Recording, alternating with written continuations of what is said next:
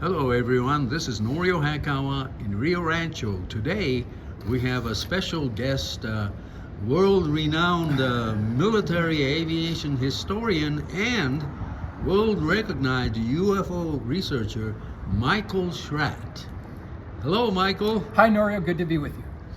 Wow, I understand that you want to share something very, very interesting, and so let us know what you've been up to. So what we want to talk about here today is very briefly, we want to spend 30 seconds on the backstory. January 28th, 1986, the Challenger explosion took place. The United States Air Force lost what they termed their assured access to space because they had concurrent Titan II booster failures, so they were completely out of business. They sent a desperate call to the defense contractors to design and build a two-stage to orbit space plane that could be anywhere in the world in less than 2 hours. So what we want to talk about today is what's called the Black Star program. This is what they came up with. Aviation Week Space Technology, March 6, 2006. This is an article written by Bill Scott, and you can see this large mothership that looks like the XB-70. It's white in color, it's very large. It has a smaller parasitic aircraft that is airdropped from the bottom of the mothership. So I want to give you some paperwork and documentation so that you can verify this on your own. Now, I have a letter here by John Andrews. John Andrews was the senior project design engineer, Testers Model Corporation in San Diego, California. I'll read this very briefly. 22nd February 1994, to Pete Ames over at the Pentagon. The place, Kadena Air Force Base. The time, the weekend of 12/13, February 1994. Initiating action, emergency call from unmanned aircraft to expedite recovery at Kadena Air Force Base in Japan. Coming from north, track speed at Mach 4.2, diversions for other aircraft in area. Process, aircraft recovered and quickly placed in secure hangar. Red 3 lockdown declared at base. Other pilots landing kept at slept in ready quarters. One white-gray C-5 launched from Hulleman rapidly. 3 days of lockdown. So bottom line is, this aircraft, there was some type of accident. A mishap took place. We believe that the parasitic aircraft actually came into contact with the bottom of the mothership and damaged the stubby vertical stabilizer. This came in screaming in at Mach 4.2. Other aircraft had to be diverted out of the way, and then this thing landed over at Kadena Air Force Base, and then it was picked up. Here we have some of the eyewitness reports of what this craft actually looks like. Stone Mountain man who believes he may have seen a gigantic top secret spy plane. Okay, so here you see the mothership. This is a beach starship in comparison, so you can see how large this thing was. Again, this thing had to make an emergency landing at Kadena Air Force Base. So let's move on here. Let me give you the 3-view drawing of what the mothership looks like. Here's what we've got. Very large aircraft, okay? Wingspan, 120 feet. Length, 200 feet. The whole aircraft is white in color. Along the leading edge, you've got this black section on the leading edge.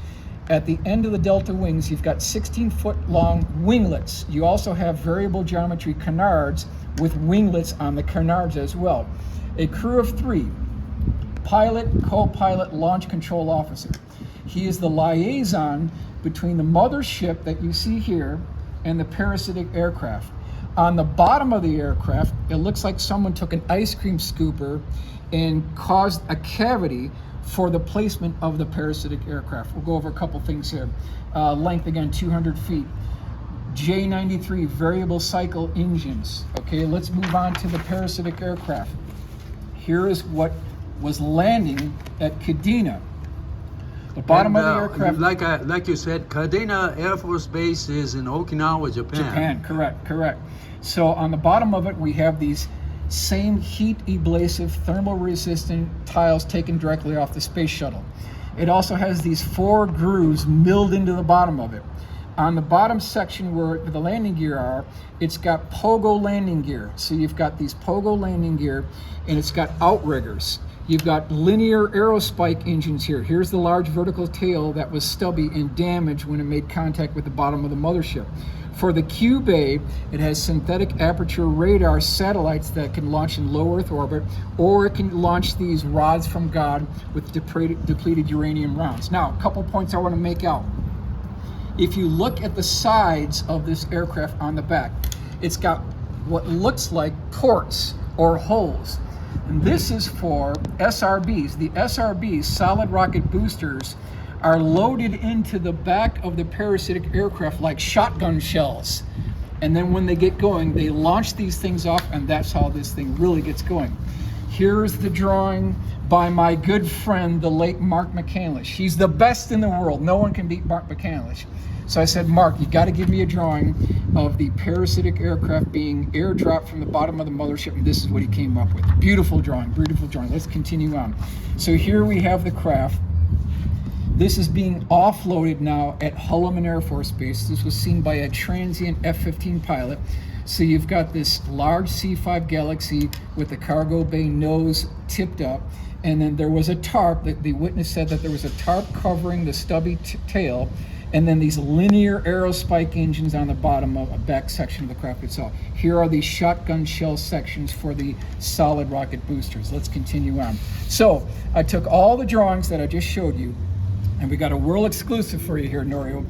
This is from factory direct models all the way from the Philippines. It's 8,500 miles away. I said, please do a very good scale model based on the drawings and the eyewitness testimony. Here's what they came up with. Again, this thing is very large. It's larger than the XB-70. It's got magnets on the bottom of this so that the parasitic aircraft can sit up inside the cavity. You've got the pilot, the co-pilot, the launch control officer. We've got the black leading edge here. We've got the delta wings. We've got the winglets. We've got the variable geometry canards and the winglets. Let's move on to the next picture here. 3/4 front view looking on the left side of the aircraft. Here you can see the winglets here. U.S. Air Force was seen on the side of the craft. You've got the insignias here. This is kind of a side view with about a 45-degree angle of attack.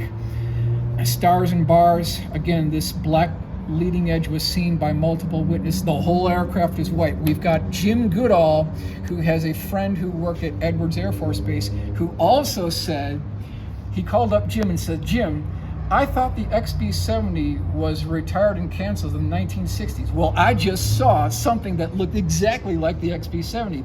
This is like 92 time frame, so this thing has been flying a while. Here's a back view of it here.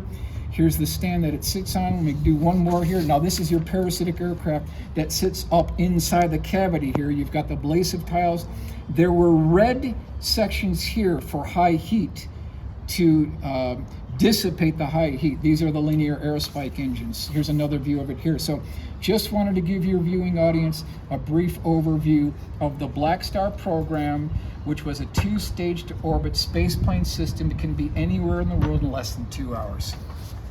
That is just amazing, folks. You just witnessed one of the latest authentic information. Yes. In this amazing, highly developing world of U.S. military aviation.